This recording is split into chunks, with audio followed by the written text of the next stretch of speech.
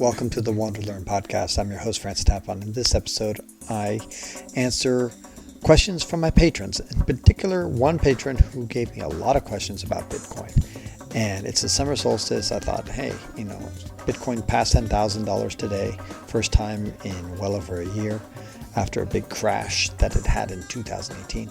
So I thought, well, this is a good timing. Maybe it's fortuitous, and I'll just tackle this question. So in the future, I encourage anybody else to ask me questions. Send me an email and let me know, and I'll answer those questions in a future AMA episode.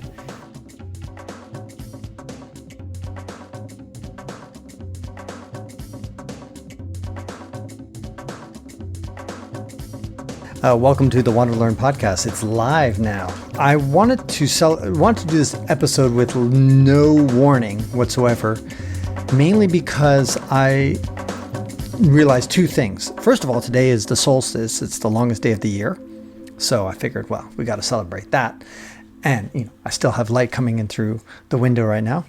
And it's 7 p.m. in California. Second of all is that I got buried with a bunch of questions about Bitcoin recently, and I wanted to address them.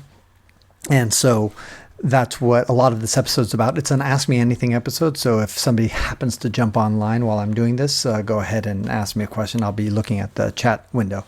But for the most part, this show is dedicated to my dear young friend. He's a teenager. His name is Wolfgang Tobiasen. I've known him since he was born. And he's now a teenager, and so he's asking some tough questions. And one of them is about Bitcoin. Now, his father is the CFO of Lime, and he's been in the finance industry for a lot. So what's impressive about Wolf, this young boy, he is quite knowledgeable about finance. He got it all from his father through those long conversations. And so he asked some really good questions. But first, I want to give a shout out to one of my Patreon supporters who wanted me to mention about Czechia. Czechia is the name that I've been promoting for instead of using the Czech Republic as the name that we call that wonderful state in the middle of Europe, but we should say Czechia. So if you want to know why, go ahead and look up my article on Forbes, which is close to 100,000 views right now. So if you see it, you'll add a couple more views to that. Now, let me go straight on to the questions from Wolf, and we'll see what he has to say, and I'll address some of his questions. A lot of people might be wondering, Francis, why are you talking about cryptocurrency? Who cares about cryptocurrency? And what's that got to do with travel? You're the travel guy, Francis. You shouldn't be the cryptocurrency guy or the Bitcoin guy. Well, that's true. But cryptocurrency and Bitcoin especially has a tremendous impact on travel because we have to all exchange currencies when we travel. We have to take into account foreign exchange rates. When all of a sudden the South African rand is much cheaper than the US dollar, it's a great time to go to South Africa. There's issues of remittances that we might run into. And again, Bitcoin could really affect that as well. So it could really transform the landscape in the sense that you could also go to places like Venezuela, which right now are in turmoil, and come there with Bitcoin. That might have a big impact as well. And it had a very personal impact on me when I went to Sudan last year. Sudan was under sanctions, and it wasn't allowing anybody to do anything whatsoever. I mean, they had a Western Union there, but the Western Union could only send money. It wasn't allowed to receive any money. So I couldn't even use Western Union, which really shows you how bad the situation was in Sudan. I can't imagine it getting any worse. Well, actually, it is worse now in some ways, but for at least sending and receiving money is probably better because the economic sanctions were taken off by Donald Trump. What I want to say is that I went to Sudan and I desperately needed money. I had no more money and I couldn't use any of my ATM cards. I could not use any way of transferring any money to any bank. I couldn't use Western Union, as I mentioned. So I couldn't use PayPal or debit cards or any of these things. So all traditional mechanisms were completely shut down. So then I thought to myself, I remember I bought Bitcoin back when it was $250. So maybe I should look into that. Maybe that's a way to bypass his mechanism. And it did. And I didn't have enough Bitcoin because $250 wasn't going to get me very far in Sudan. So what I decided to do was to have the mother of Wolf, who's going to be asking all these questions about Bitcoin. I had the mother of Wolf log into my PayPal account, which I gave her all the credentials to do that, and then send money to my friend in Austria, who's a real gearhead, tech head, who actually helps do my website. And I told him once he gets the money, which through PayPal, then buy Bitcoin and then not send me the Bitcoin, but then I'm going to meet a guy in a local cafe in Sudan. It was an outdoor cafe. And I was going to tell the guy, I met him online and I said, okay, we're going to meet face to face in this cafe. You bring $600 in US dollars cash, $100 bills. I'll meet you at that cafe. Once you show me the bills and I verify that they're not counterfeit, I will send a WhatsApp message to my buddy in Austria and he will send you Bitcoin. We'll sit around, have a nice coffee while we wait for the transaction to go through. And once it goes through, you'll get your money. Guess what? Worked perfectly. Absolutely perfectly. And in fact, we did it 3 times, maybe 4 times. We did the same basic transaction because it worked so well. And we basically had to just sit there for about 10 minutes, maybe 15 minutes to make sure the transaction went through. And then we said, great, have a nice day. And then he gave me the money and then I left. So that was a real world application of when Bitcoin really saved my butt. Now, let's go on to the questions. So that's to kind of answer the question of what's this got to do with travel? Well, it does have something to do with travel. You might be in North Korea, stuck there without any way to get money. And, great. Another application, you could have all your stuff stolen from you. Everything. If you know your key passphrase, you can actually access your Bitcoin from anywhere on the planet as long as you have an internet connection. That's how powerful it is. So it's money that cannot be confiscated in any way.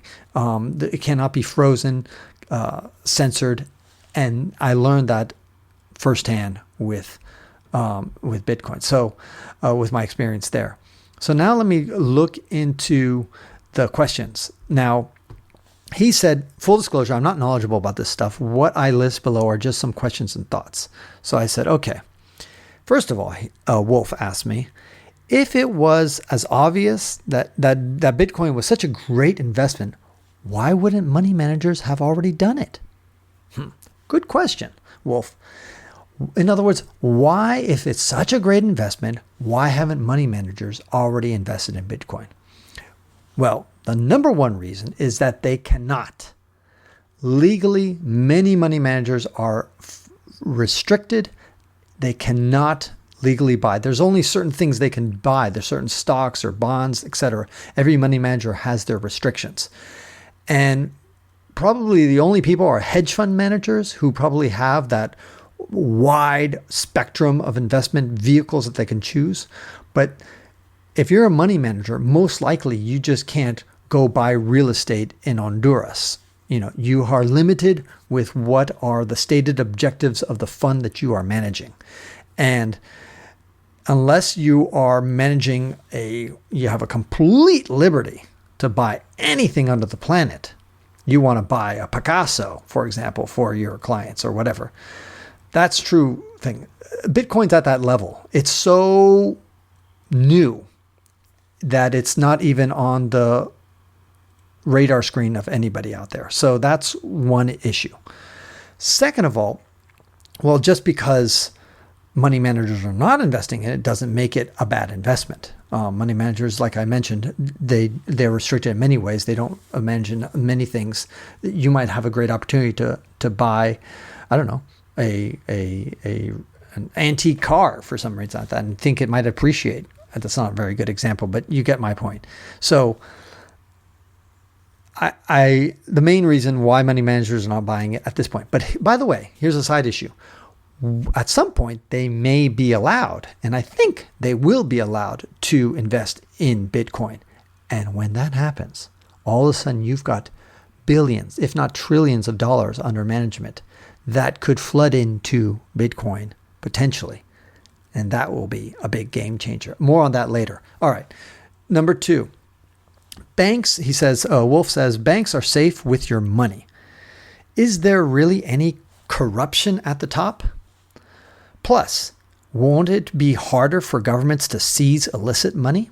Okay, several things there. First of all, banks are safe with your money. Correct. Especially in the United States, it's a pretty safe thing. It's very hard not to lose money on banks. Although we did have a financial crisis in 2008, 2009, but there's the FDIC, which insures you up to $100,000 and other protections.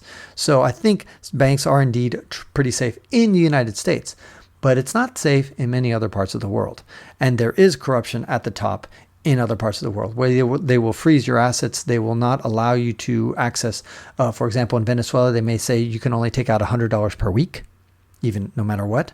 Other people might, communists have had a nice history of just confiscating people's funds right off without asking them. They confiscate property, they confiscate bank accounts, they confiscate whatever. And you're right, it will make it harder for governments to seize illicit money, but not as hard as you think. Bitcoin is ironically a public ledger, and so everybody can see every single transaction out there. The problem is that it's kind of semi-anonymous in the sense that you have a number, let's say 54321, that's you. Nobody knows exactly who 54321 is, but it is you. Now, if somebody's very clever, and some people are clever, they can figure out how to do it. And there's all sorts of forensic Bitcoin analysis that people are now starting to do. It's a new art to figure out and trace money. So it is originally, a lot of people said Bitcoin's anonymous, and now people are starting to pull that back a little bit and realize, well, it's not 100% anonymous. There are other cryptocurrencies called, like, for example, Monero or Zcash, which employ much more anonymous-like features in it. And some people are trying to add anonymous features to Bitcoin to make it truly anonymous. And so there are people who are working on that and have succeeded in doing that. So right now, the jury's still out as far as how anonymous that will be. But to answer Wolf's question, will it be harder for governments to seize illicit money? The short answer is absolutely yes. And that is the yin and the yang, the pro and the con, the double-edged sword, whatever, the flip side of the coin, which is when you make something hard to, not make it easy for a government to confiscate your money or to freeze your assets, well, therefore, it's also hard for them to catch illicit money. So it's hard for the government to do immoral things against citizens, but it also allows, therefore, citizens to do immoral things against the government or against the people. So that's just the way it works. And that will be an issue for the future of Bitcoin and for cryptocurrencies in general. Governments at some point may say enough is enough and clamp down on that stuff. Who knows? But it will be very, very hard for them to do that. But that's another story. Okay. Wolf also says, well, credit cards are divisible too.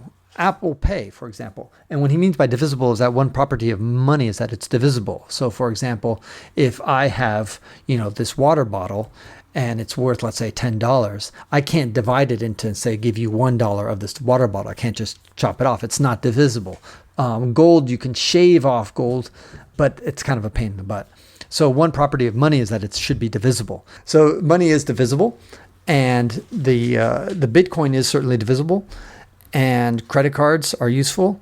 Several forms of money can exist. We already have many forms of money. We have gold, we have yen, euros, etc. And Bitcoin can just be another form of money. So just because there's a perfectly acceptable solution doesn't necessarily mean that Bitcoin is completely useless at all.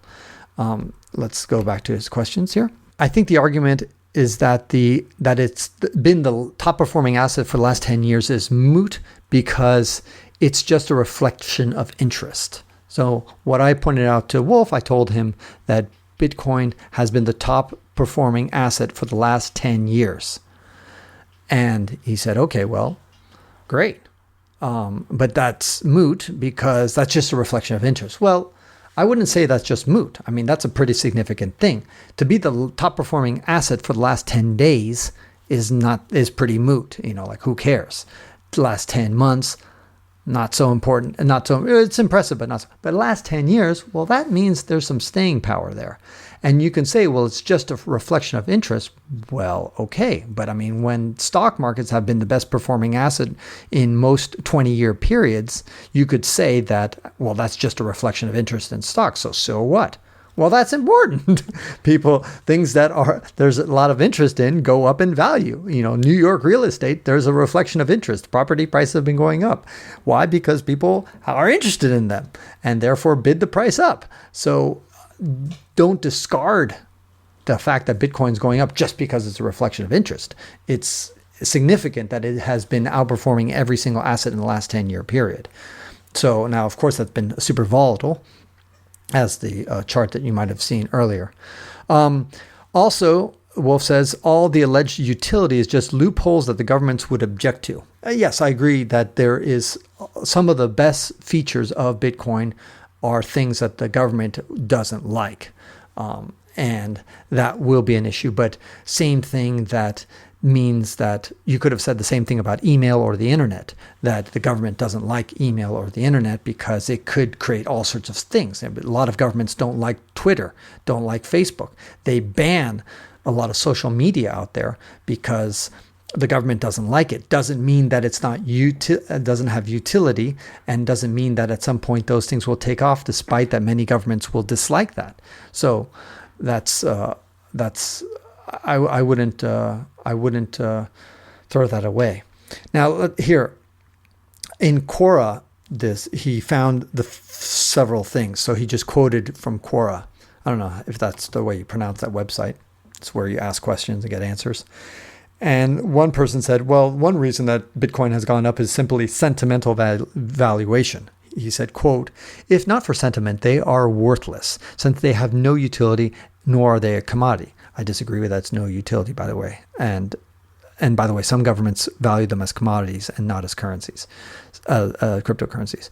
Okay. Next, he says, in some ways, it's similar to gold, which owes much of its valuation to sentiment rather than reality. Yet gold is still around and people think it's valuable because others think it's valuable. This creates a snowball effect until it all falls apart. Well, guess what? Gold's valuation hasn't fallen apart since the dawn of humanity, since we discovered gold and since we've been looking at it and shiny objects. Wow, it has not lost any interest. And so it could be that Bitcoin, yes, just like gold, is now fashionable and has this snowball effect, and there's sentiment around it, sentimental valuation, as the guy points it out. Well, that doesn't mean it's going to be a fad. It's not going to mean it's going to go away. It could, just like gold, stick around for hundreds or even thousands of years. You don't know. But so far, it's got a pretty amazing staying power for the last, like I said, 10 years since it was created.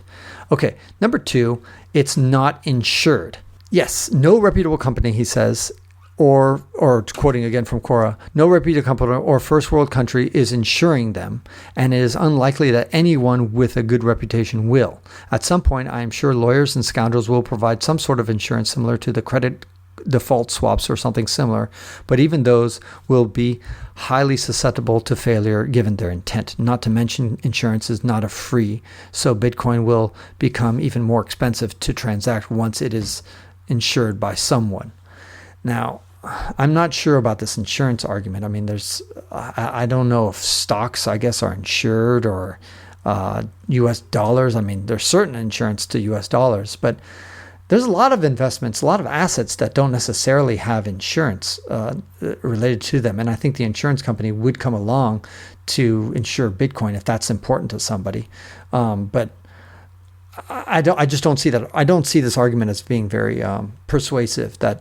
First of all, it's going to become insured at some point, most likely. And whether it does or not, I don't see that as being a deal breaker. Number 3, he says it's not secure. The idea that crypto is secure is nonsense. I'm a computer science professor and I teach security. People don't understand what secure means. They think it means it cannot be stolen or hacked. It does not. There's no such thing as an unhackable crypto. There's only crypto that is secure for a usually short period of time.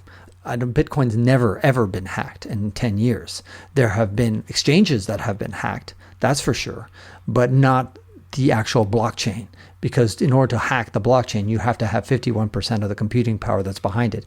And that is a really tall order. So it is secure, and certainly more secure than most banks. Banks have a central point of failure. In other words, you have to go and you just have to attack Bank of America and then you can break in. Not that that's an easy thing to do, but that's the way you can do it. Same thing with PayPal, same thing with a lot of other centralized places. You can just hack it in that way. This episode was dedicated to Wolf, who's unbeknownst to him a patron to my patreon.com, thanks to his parents. And so I hope this has been educational for you. And last thing I want to mention, I guess, is there is a point right now, governments in the United States, outside the United States and including the United States, hold a lot of assets, and reserve currency is the US dollar. But a lot of people use other reserve currencies. Companies, should I say, not just companies, but mainly countries, have euros in their reserve currency. They have yen in their reserve currency, and of course the US dollar. I think it's Slovakia, but I could be wrong about that. One country is starting to actually have Bitcoin as their reserve currency, one of their reserve currencies. So this is going to be a big, big game changer when that happens. Huge game changer, because obviously governments have a lot of money. And so if they decide, well, we want to have 1% of our reserve currencies be Bitcoin, that's a lot of money. And the Bitcoin has a limited supply, and it's basically, at this point, now that 18 million Bitcoins have been mined, and there's only going to be 21 million, and that last 3 million Bitcoins is going to come in the next 100 years.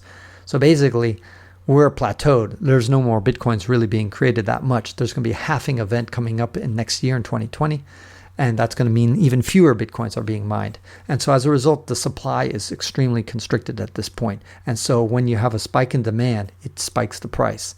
It's not like they can print more Bitcoin, because the actual software, the protocol that everybody agrees to,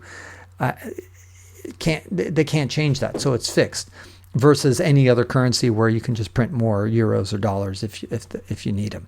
So it's kind of like gold in that sense, where it's hard to just print more gold. We either have gold or we don't. Maybe at some point we're going to be gold will be like a US dollar, because maybe through playing with atoms and using nanotechnology, we're going to be able to create gold out of artichokes or something like that. But as far as Bitcoin, that's not going to be able to be done unless, of course, the entire community decides to do it, which is exceedingly unlikely. So when I say community, it's all the miners and the people who own Bitcoin.